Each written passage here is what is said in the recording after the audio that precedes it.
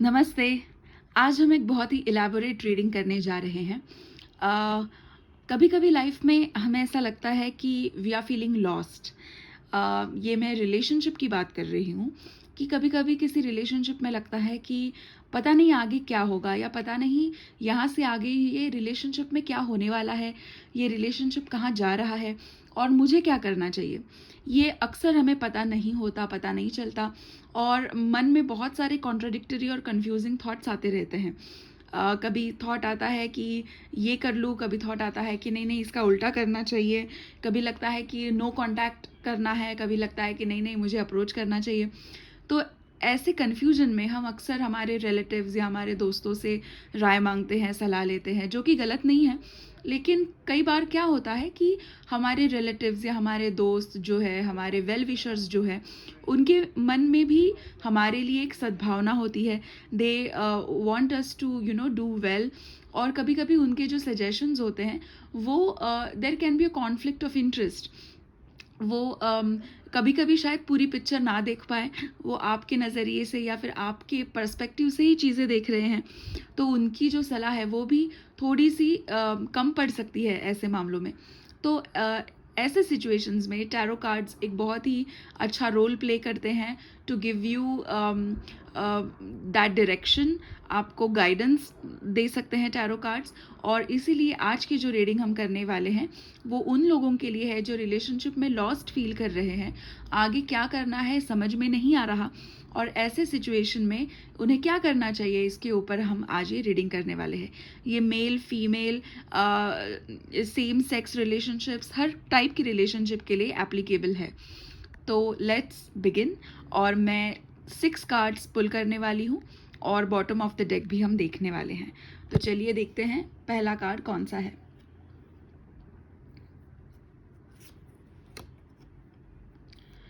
Okay, तो पहला card है 3 ऑफ पेंटिकल्स, जिसका मतलब है कि शायद आपकी रिलेशनशिप में कोई कोई थर्ड पर्सन है।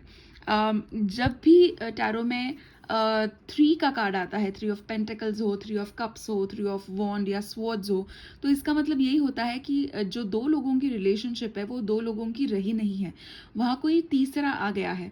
And bye third person I not just mean कि कोई थर्ड पर्सन है जिससे आपका पार्टनर या आपकी पार्टनर अट्रैक्टेड है, या फिर कोई ऐसा जो आपके रिलेशनशिप को छीन सकता है।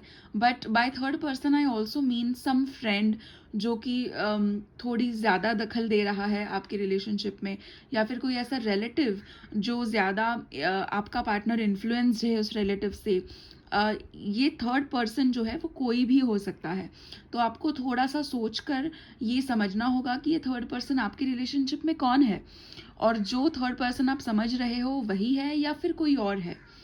तो फर्स्ट कार्ड जो है वो ये है कि ये थर्ड पर्सन है आपकी रिलेशनशिप में, एंड उस वजह से जो नेगेटिविटी टॉक्सिसिटी आपके रिलेशनशिप में है वो उस वजह से है। ये कार्ड कम्युनिकेशन का भी कार्ड है।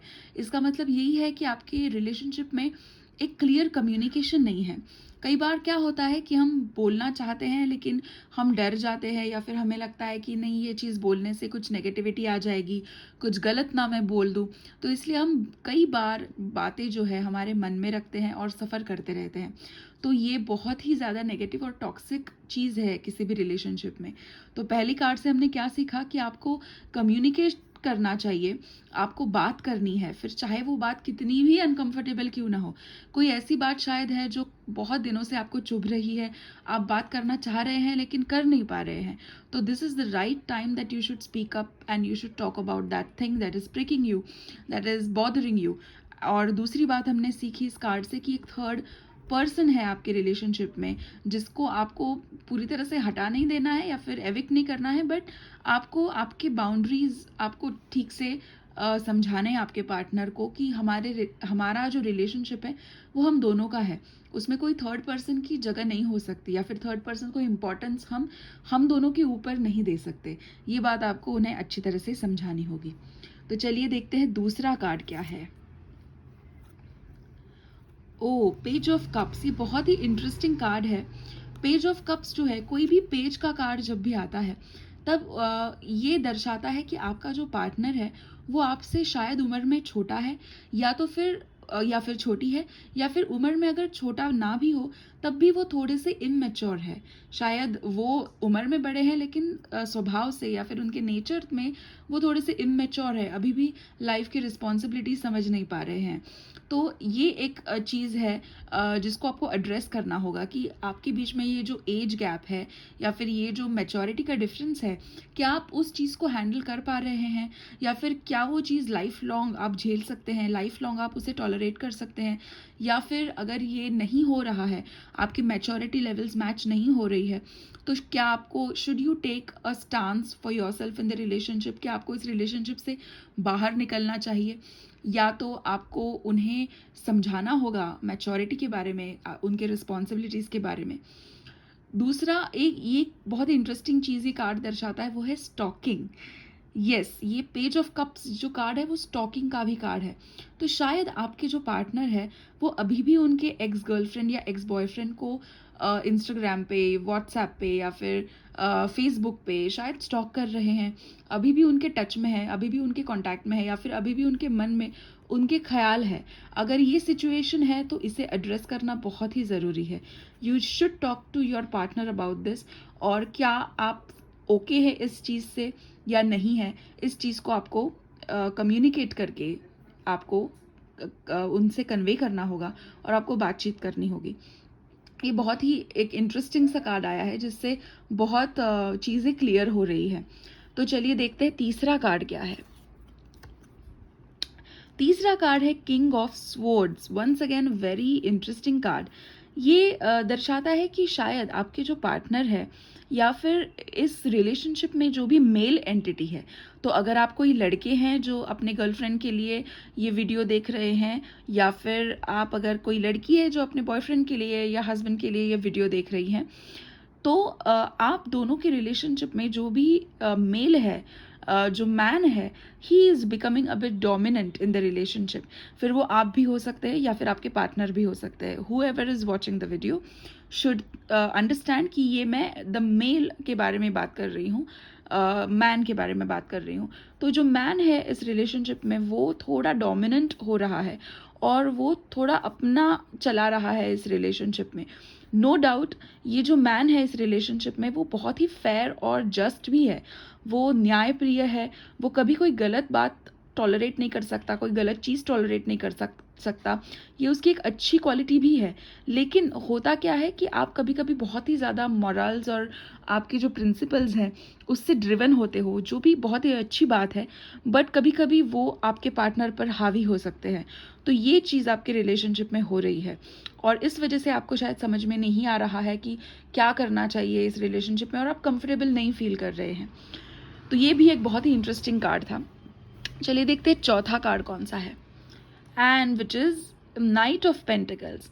नाइट ऑफ पेंटिकल्स ये जो कार्ड है, जैसे कि पेंटिकल का कार्ड है तो ये मनी दर्शाता है, आपका फाइनेंशियल सिचुएशन दर्शाता है जो कि स्टेबल है। अगर आप देख सकते हो ये इंसान जिस घोड़े पर सवार है वो घोड़ा स्टेबल है, वो हिल नहीं रहा है, इसके चारों पैर ज़मीन पर है, जिसका मतलब है कि आप फाइनेंशियली स्टेबिलिटी की तरफ आप जा रहे हैं और उसकी कोशिश में आप है। लेकिन उसकी कोशिश में क्या हो रहा है कि शायद you are not able to open up to your partner. अगर आप देख सकते हो it's all black, this person is also completely shielded. तो आपकी जो शील्ड है, आप कवर्ड हो, आप खुल के सामने नहीं आ रहे हो, and you are not getting that time and not getting that effort to open up yourself in front of your partner. और उसकी वजह है कि आप पैसों के पीछे हो, आप अपनी स्टेबिलिटी के पीछे हो, करियर के पीछे हो, जो कि अच्छी बात है, but then you have to balance out. जैसे इसमें बैलेंस है, चारों पैर पे ये घोड़ा खड़ा है, उसी वजह से ही इज़ लुकिंग स्टेबल। तो वैसे ही बिल्कुल आपको स्टेबल होना होगा, दोनों चीज़ों का बैलेंस आपको बनाए रखना होगा। आपके फाइनेंशियल स्टेटस, आपका करियर और आपका जो रिलेशनशिप है, दोनों में एक अच्छा बैलेंस आपको बनाना है, तब भी आपका रिलेशनशिप काम करेगा। चलिए देखते हैं फिफ्थ कार्ड कौन सा है। ओ टॉवर। ये जो टावर का जो कार्ड है ये नेगेटिव माना जाता है, लेकिन ये बहुत ही इंसाइटफुल कार्ड भी है। लोग कहते हैं ना कि यार सक्सेस से आप सिर्फ खुश होते हो, लेकिन फेलियर से आप सीखते हो, आपको एक्सपीरियंस मिलता है। तो ये वो वाला कार्ड है, एक्सपीरियंस देने वाला कार्ड है। ये कार्ड में आपको आपको दिख रहा है कि एक बसा बसाया घर जो है वो टूट रहा है, आग लग रही है, बारिश है, स्टॉर्म है, और दो इंसान जो है वो अलग अलग दिशाओं में गिर रहे हैं। तो ये may be is the situation of your relationship, it's crumbling right now. थोड़ा सा चीज़ें बिखर रही हैं, जो आपने इतने सालों से समेटा था, संवारा था, वो अभी थोड़ा सा मिसप्लेस हो रहा है। तो now is a alarming time. ये आप इस चीज़ को एक वार्निंग की तरह या फिर एक अलार्म की तरह लीजिए, एक फ्लैग की तरह लीजिए कि ओके देर नहीं हुई है, अभी भी मैं अभी भी इस रिलेशनशिप को बचा सकता हूँ या बचा सकती हूँ। And for that what you have to do all these things which I have mentioned prior. Communication करना है, थर्ड पार्टी को एड्रेस करना है, अगर अपने एक्स को वो स्टॉक कर रहे हैं तो उसके बारे में बात करनी है, इमेच्योरिटी के बारे में बात करनी है। Not let one person dominate the relationship and not let the principles and the morals control the relationship. Financial stability के पीछे भागते भागते आप रिलेशनशिप को आपको पीछे नहीं छोड़ना है, बैलेंस बनाकर रखना है। तो ये चारों चीज़ें आप करोगे तब भी ये पांचवी चीज़ आपके कंट्रोल में आएगी। और चलिए देखते हैं लास्ट कार्ड कौन सा है। Last card is 7 of pentacles. ये कार्ड अगेन पूरे रीडिंग को बहुत अच्छे से समराइज करने वाला कार्ड है। ये मेहनत का कार्ड है, कोशिश का कार्ड है। तो जैसे कि मैंने कहा कि ये सारी चीज़ें जो आपको करनी है वो कोशिश से ही तो पॉसिबल होगी, एफर्ट से पॉसिबल होगी। नेवर गिविंग अप, ये कार्ड जो है वो नेवर गिविंग अप वाला कार्ड है। कि भले इसको बहुत ज़्यादा ये खुदाई कर रहा है, काम कर रहा है, अभी खुश नहीं है, शायद अभी उसको वो नहीं मिला है जो वो ढूंढ रहा है, लेकिन इसका मतलब ये नहीं है कि वो काम करना रोक देगा। ठीक है, तो वही आपको करना है। You have to keep trying, you have to keep making the efforts in your relationship. And एक दिन ज़रूर आएगा जब ये सारी चीज़ें क्लियर होगी। जैसे होता है ना कि बारिश के बाद आसमान साफ हो जाता है and then you can see एक ब्राइट सन दिखता है आपको, बादल दिखते हैं, आसमान दिखता है। तो बिल्कुल ये वही फेज़ है आपके रिलेशनशिप का, जो it will wither out, it will go away, but for that it will need lot and lots of effort from your side and a very positive and a good approach from your side. Give up नहीं करना है आपको। और चलिए देखते हैं last card कौन सा है, bottom of the deck. Bottom of the deck क्यों देखना होता है? Bottom of the deck card हमेशा जो भी इंसान इस रीडिंग को इस वक्त देख रहा है उसकी मानसिक स्थिति को दर्शाता है। How are you feeling right now?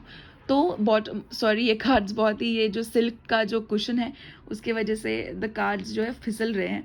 इसका एक और मतलब इट्स अ गुड साइन। जब कार्ड्स बहुत ही रेस्टलेस होते हैं ना, जब कार्ड्स हाथ से फिसलते हैं, कुशन से फिसलते हैं, या फिर ऐसे अनइंटेंशनली बाहर आ जाते हैं डेक से, इसका मतलब यही है कि जो इंसान इस रीडिंग को देख रहा है वो बहुत ही ज़्यादा एक्साइटेड है, उनके इमोशंस बहुत ही पीक पर है, बहुत ही ज़्यादा सोच रहे हैं और बहुत ही ज़्यादा आप कंसर्न हो। तो बॉटम ऑफ द डेक जो है वो नाइट ऑफ वॉन्ड्स है, बहुत अच्छा कार्ड है। इस कार्ड का मतलब है एक्शन। लीजिए, जो कार्ड्स हमने देखे उसको ही समराइज हमने इधर कर लिया कि आपको एफर्ट लेना है। कैसा एफर्ट लेना है? ऐसा एफर्ट लेना है, इतना ढांसू और धुआंधार एफर्ट आपको लेना है। आप देख सकते हो ये इंसान जो है he is ready to march, he is ready to pounce, he is ready to attack. तो आपको वही करना है। You have to just go towards your relationship. जो भी आपके बस में है आपको वो सारी चीज़ें करनी है। और बस एक वार्निंग, नाइट ऑफ वॉन्ड्स आप देख रहे हैं, रेड कलर भी है इसमें, जिसका मतलब यही है कि गुस्सा, पैशन रेड कलर पैशन का भी होता है, गुस्से का भी होता है। तो आपके पास पैशन है, वो आपको बरकरार रखनी है, वो आग बरकरार रखनी है, लेकिन उसको कभी गुस्से में तब्दील आपको नहीं करना है। ठीक है, तो ये बहुत ही अच्छी रीडिंग आज निकली और मैं बहुत खुश हूँ कि बहुत अच्छे और फ्रूटफुल कार्ड्स आए हैं, होलसम कार्ड्स आए हैं, जिससे कि शायद वो जो लोग देख रहे हैं ये वीडियो उनको थोड़ा गाइडेंस मिल सके। अगर आप रिलेशनशिप में लॉस्ट फील कर रहे हैं तो आपको ये गाइडेंस था टैरो कार्ड्स की तरफ से कि आप अभी भी you can go towards it और आप अचीव कर सकते हैं, आप कर सकते हो। तो चलिए इस सेशन को वाइंड अप करते हैं एक छोटी सी प्रेयर के साथ। All the readers, tarot cards masters, angels, tarot card practitioners, healers, thank you so much for your guidance, for your lovely guidance, and for these beautiful cards. And I am eternally grateful towards all of you. May all the beings in all the worlds be happy and free.